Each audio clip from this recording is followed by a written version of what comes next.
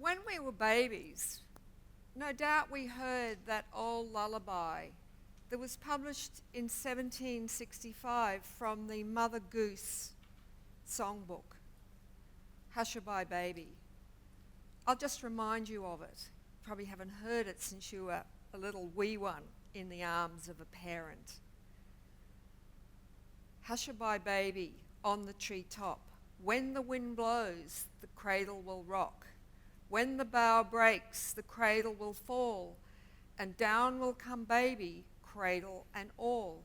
Now, when we heard it, we was probably safe, we were secure, we were listening to this beautiful little song, which is in itself very disruptive. But we have to consider what would happen if it wasn't the wind that rocked the cradle and broke the bough, but it was a human hand. Now, this act, of course, doesn't occur in the sunshine, outdoors, in the fresh air. It is a dark, malevolent act in secrecy and in the dark. We can ask, who did this? Now, immediately in our culture, we would think, I would presume we would think, maybe it's the resentful father who has been cast out of what he sees as his family that he owns and controls. Is it the young, immature stepfather who, like a lion, decides that he will kill the offspring of a rival mate? Those scenarios, unfortunately, are all too true, both of them. But what if it was the child's mother? That's much more confronting and disruptive for us to consider. Because what it does, it challenges and it disrupts every view right through time, through culture, through millennium, of what it means to be a mother. A mother gives life. She is nurturing. She is kind. She is patient. She has endurance. She has commitment to this noisy little person who keeps her awake. As a grandmother of 8 grandchildren, I can attest that all these things happen. But ultimately, she has responsibility and she has benevolence and kindness. But what happens when that goes? And not only does the bough break, the baby breaks by her hand. And I think it is an issue that feminism, since the 1970s, has not been able to confront. It has not addressed it. It has not confronted it. What it has largely argued is that violence within the family is caused by men, both to women and to children. And that is the dominant discourse that has occurred. The idea that women kill their babies, kill their children,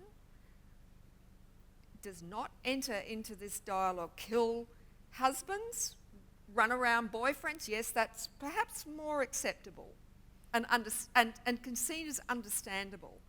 But even so, the idea of killing your child as a woman is seen as totally unacceptable and unthinkable. And so I'd like to disrupt that idea to start with. And that's a hard thing to have to come to terms with. Now, in 1981, I was appointed as an official visitor and advocate, unpaid, to the Queensland Women's Prison, which was at that time at Dutton Park at Boggle Road. It was the one section of Boggle Road. And ironically, I'm an historian by profession. It was next to the State Archives, where all the records of criminal cases and depositions and all the other records were kept. I wasn't to know that one day from the jail I was going to be actually looking at the sort of women I was dealing with in the prison. And of course I was totally unprepared. I'm a middle-class woman brought up in a very evangelical household who had been a Sunday school teacher. So let me tell you, I was not prepared for going into the prison.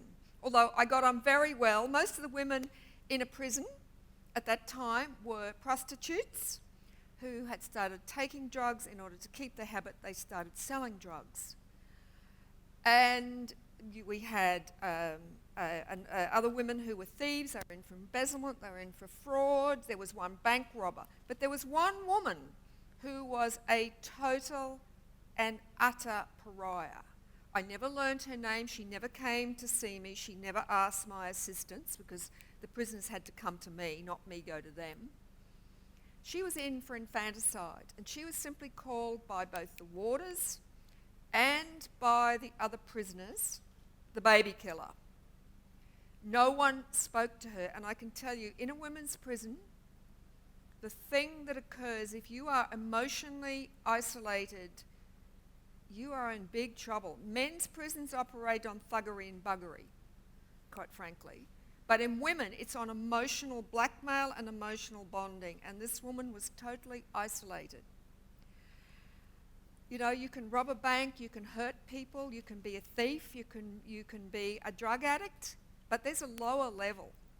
Now, one of the first cases that came up in the court depositions in the Australian colonies was in 1817, where a middle-class woman in Hobart Town called Lily McKellar, she had a baby. I mean, it's quite extraordinary that a woman of her social position, because she was a very privileged woman, she had a baby out of wedlock. It was a secret baby. I mean, people knew she was pregnant, but she never acknowledged that we don't know who the father was. She had an unassisted and secret birth. She killed the baby. She was arraigned in court, and the military jury, because of her class position, found her not guilty. Although, of course, as an unmarried mother and as a child killer, her life was ruined and no one was ever going to marry her. Who knows what happened to her? And you can say, right, well, you know, that's a very long time ago. But we have cases. Take Kelly Lane. Comes from a Sydney middle-class family from Manly. She teaches in an elite girls' private school. She's an aspirant Olympian. And she kills little Tegan. And she's now serving a long sentence. And she'd had several other children out of marriage and led an entirely secret life. So it's not simply the most desperate, the poorest women that can find themselves in the circumstances of total desperation that they kill their baby. Now, many cases where women commit murder are very different from those of men. Men often are, well, quite frankly, irresponsible. What they do, they don't actually go out, they go to a pub, they get into an argument with some fellow over usually nothing. They have a fist fight. In the end, one of them gets killed. The guy didn't go out and think, oh, I think I might go out and kill someone tonight. I'm feeling pretty, aggressive. Or outside a nightclub, there's a fight over a taxi. Out you go. And it ends up in someone dead. Now, unfortunately, there are a lot of the cases where men kill other men.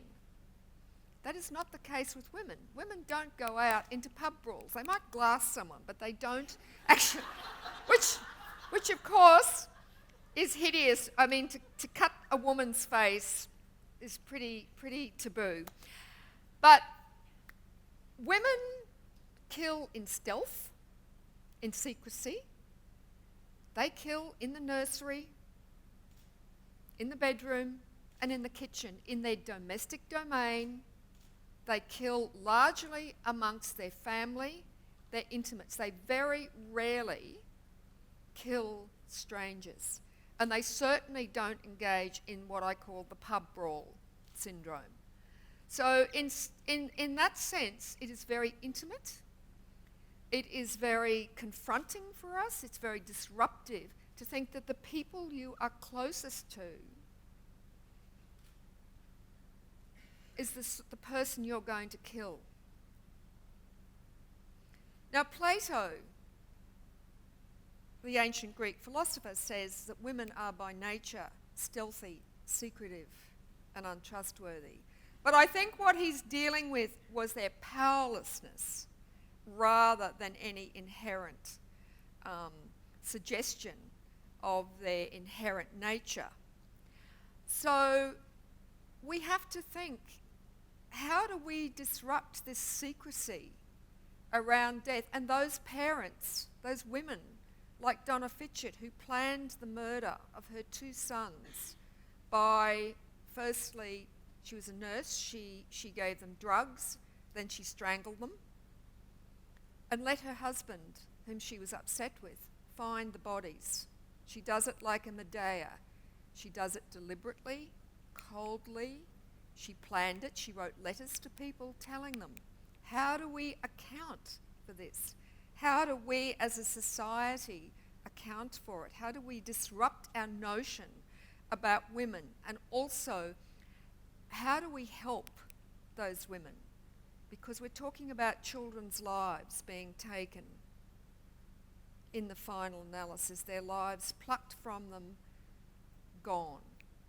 How do we disrupt those notions we have about the sanctity of the family to help those women who are going to be in crisis so that these horrible stories don't occur? Thank you.